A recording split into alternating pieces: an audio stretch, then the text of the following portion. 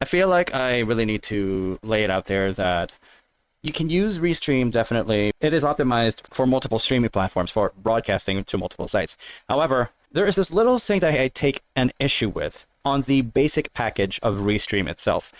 It is hella expensive to actually use Restream if you're going to split the broadcasts individually by their live stream URLs. My absolute problem when it comes to Restream itself is that the basic package, although it can actually put YouTube on this, and let me just tell you, you can definitely put YouTube on this.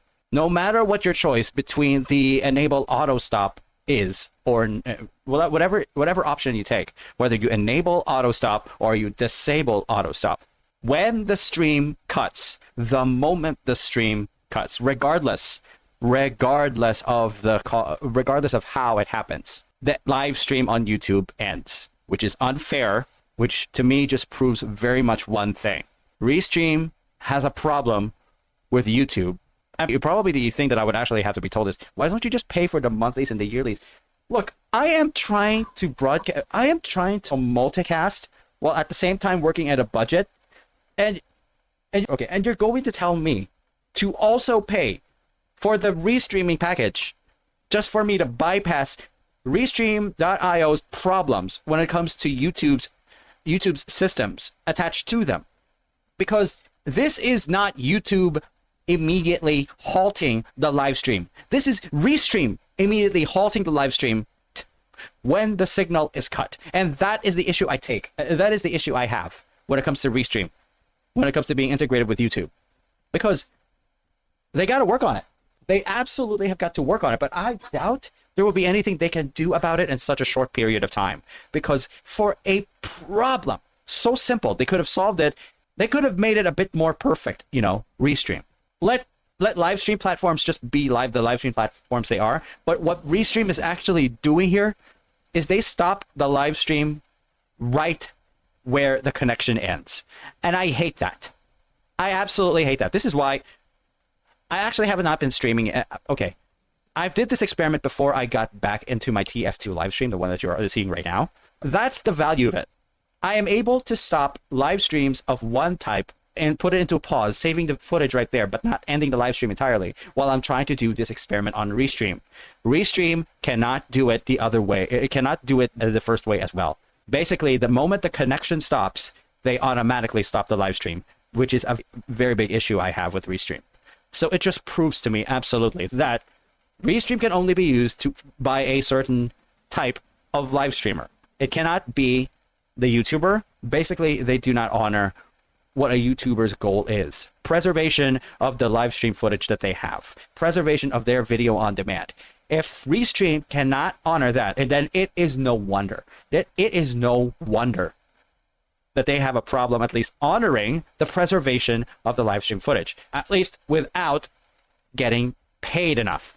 And do you know how much I have to actually pay, not actually going on the annual? $19. And they call that budget friendly. Restream, I know what you're doing here, but I also know you're helping other live streamers. But unfortunately, you are absolutely raising your standards. You have raised your standards too much to what a budget live streamer can do. You're raising your standards and your expectations of what a budget live streamer can do, and a budget content creator as well. That you would actually just paywall any content creator from fully realizing the potential of Restream by actually blocking the feature of actually preserving footage even as there is a pause in the footage. You cannot do a simple pause on YouTube live streams that you would force us to actually pay you through this paywall. Are you kidding me? Are you absolutely kidding me right now? This is what you're going to do to us? I realized it. I just realized it, really. And I have paid Restream for a few times, and it is absolutely expensive. It is. I appreciate the services that they had, the services they've done to actually help things along. But considering that they're doing this especially to YouTube, it is very insulting to me as a content creator. They're basically gatekeeping content creators from fully realizing their potential to actually live stream to other audiences, especially those to an organic audience such as YouTube. It's just this very much makes me think that they want to profit. They want to profit over understanding how preservation of live streams work. preservation of media works. They don't like to preserve media. They just want your money. It's just disgusting. It is just disgusting. Honestly. I hate this. I really hate this. I'm thinking of stepping away from Restream entirely, considering that I've discovered this. And I just wish that they are able to integrate YouTube more for the budget streamer. Especially YouTube is the mainstream, and at the same time, the very safe starter for any content creator. For any content creator who wants to maintain good integrity with their audience or with any newcomers, anyone that the content creator comes across. If they want to have good integrity as a content creator, they shouldn't cut live streams straight on one video, confusing the audience.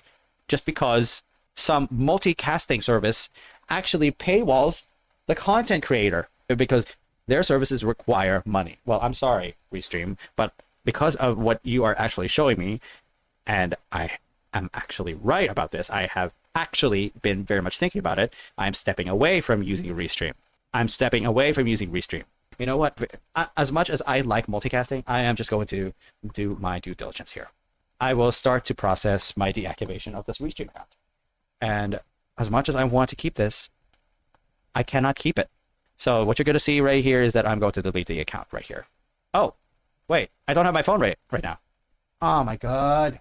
Not yet on this stream because my phone is being used as a mic to observe downstairs because we are expecting packages. But it is my intention. It is my intention to deactivate. It is my intention to deactivate my Restream account because Restream is just gatekeeping us. This is unacceptable to me. What they're doing just because they're not optimizing YouTube's preservation of videos to its fullest capability, on its fullest potential. If they don't want to do that, we may as well just not use a multicasting tool. It's just not worth it for us. It is not budget friendly at all. I thought that I could benefit this by going through the monthlies, but I'm not supposed to fool myself. I'm not supposed to be lied to.